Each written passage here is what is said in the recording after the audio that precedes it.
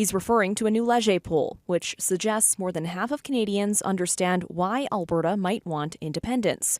Leger's Andrew Enns says it suggests there may be some empathy for separatist plight. I think we've been down this path enough, and we've made the decision it's time to leave. What is the message you're sending to Ottawa? We've had enough. We've had enough with the structure that keeps Alberta down, prevents us from changing things to chart our own course into the future.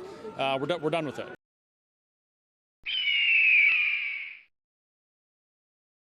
Yeah. Well, I think it's clear, though, the United States is prepared to recognize an independent Alberta and would entertain Alberta then deciding, if the people so chose, to become the 51st state, because the American Revolution might not have succeeded had they not achieved foreign recognition from France, for instance. We see ourselves as an independence movement wanting to form an independent Commonwealth, separate and apart from Canada and the United States, but with extremely strong financial and economic ties to the United States, because we see the U.S. as our natural ally, unlike Mark Carney, who sees communist China as his natural ally. You see, and that's the thing. They're not even pretending anymore. The liberal left in Canada has been cozying up to China for years. It started with the drama teacher himself, Justin Trudeau, and now it's carried forward by Mark Carney. And really, there's no shocker there, because Carney was Trudeau's advisor for years before deciding he would finish what Justin started and run Canada right into the ground. And the sad part? Most of Canada seems to be marching to that exact same tune. Surveys are showing rising favorability towards China. Yes, China. While the mainstream media's propaganda machine has many Canadians pointing their anger south at the United States. But not in Alberta. Albertans see right through it. They know exactly who's responsible for Canada's mess. The Liberal government. Not Trump, not the United States. And they continue to see America as their real ally. That's the difference here. In the past, I've said that this is Alberta's chance, if you like, to save Western civilization. Like, Western civilization is in decline. And if Alberta wants to be free, it can, if it has the wherewithal, to establish itself as the example of the way Western civilization is supposed to work. That is not Canada right now.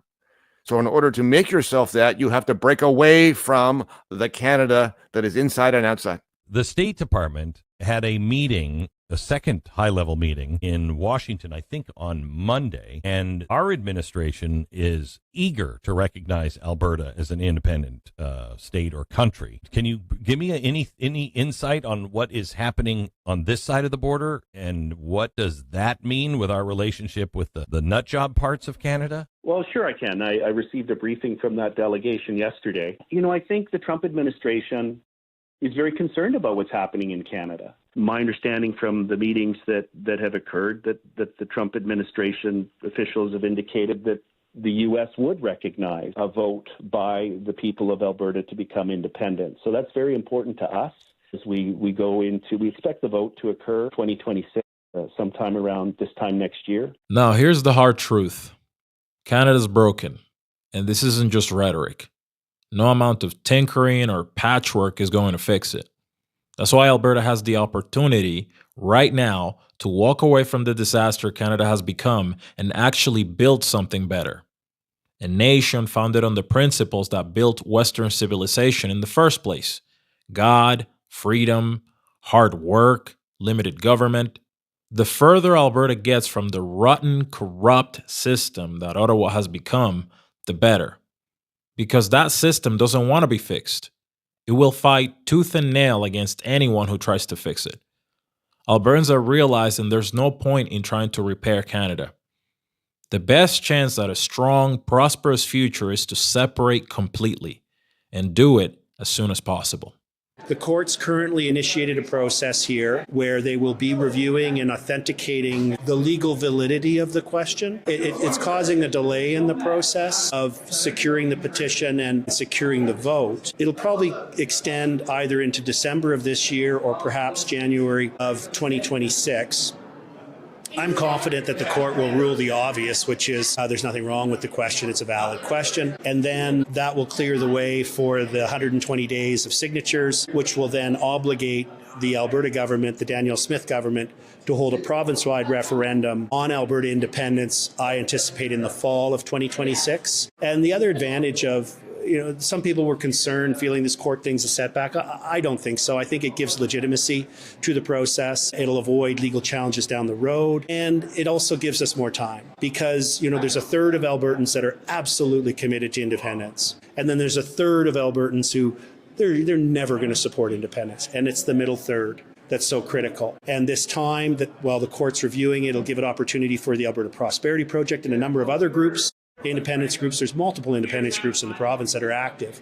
It'll give them an opportunity to go to ground, to reach out, to engage with that middle third, so that hopefully by the time we get to a question, a true referendum question in the fall of 2026, we'll be well over the clear majority of Albertans voting yes, which is the standard set by the Supreme Court of Canada in the 1998 reference case. Well, right now the referendum question of Alberta independence is tied up in the courts. The question is expected to go before a judge in November. In the meantime, organizations and grassroots movements are hard at work, continuing to educate Albertans about what independence could actually mean. The courts will likely have no reason to block it. There's nothing unconstitutional about asking the people a question, and that means all eyes are on 2026. That year could be one of the most important in Alberta's history, and it can't come fast enough. Because while Alberta is preparing for its future, Canada keeps sinking deeper into debt and destruction. Just today, the Parliamentary Budget Officer sounded the alarm. Canada's debt is skyrocketing, while GDP growth is completely tanking. Watch. The public debt charges is $53.6 billion, and that projection is going to increase in 2030 to $82.4 billion. Is that sustainable? Every dollar spent on debt is a dollar that is not spent elsewhere. Again, how alarming is that for the average Canadian, for the taxpayer? Because there is only one taxpayer, right? It should be very alarming, right? These are, I don't know, I think I used the words in French, which the translators probably got really well, like stupefying, shocking, right? This is not, it's a really serious fiscal outlook. And we don't lightly use the word unsustainable, right? Unsustainable means you don't have the option of saying, maybe I'll wait a couple of years, I'll see how things go. It means if you don't change, this is done. Hey, if you've made it this far, thank you so much for watching. If you'd like to be notified every time a new video is published, hit the subscribe button and activate the notifications bell. It's completely free and it helps our channel grow. A heartfelt thank you to all our channel members. I really appreciate your support. See you all in the next one. Peace.